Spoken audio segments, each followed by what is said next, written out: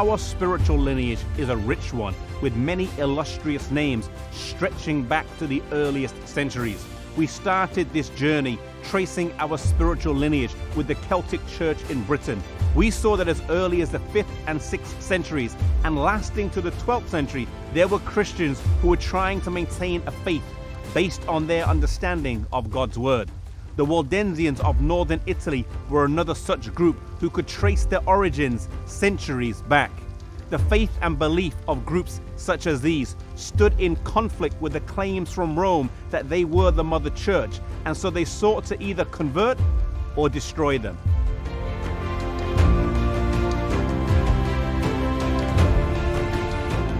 In an era of immense darkness, John Wycliffe arose, the morning star.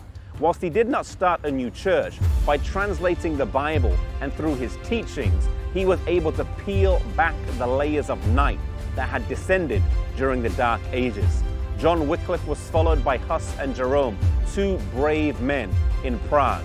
A century later, Martin Luther arose in Germany, Zwingli in Switzerland, Farel and Calvin in France, and then Switzerland, all great men who went against the grain and remained true to their convictions.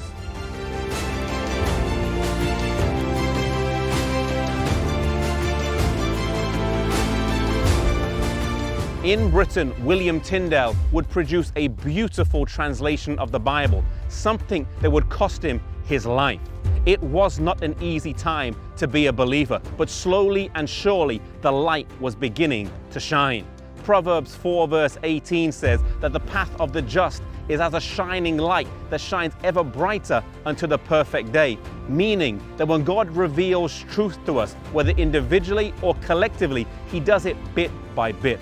The sun does not just appear in the morning, but it comes over the horizon gradually, and so God gives us truth in bite-sized pieces. And so with the church, each reformer built on the steps of those who had come before them.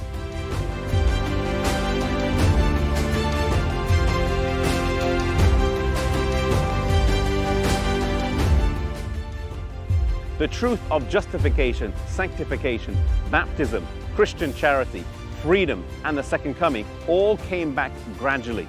Each of the reformers did not always agree with each other, but God used each one. As the Dark Ages ended in 1798 with the close of the 1260-year prophecy, and as the world entered a time period known as the time of the end, the prophecy said that knowledge would increase. This is not to be interpreted of knowledge of science or technology, but knowledge of the books of the Bible. In particular, Daniel and Revelation would be unveiled as we neared the end.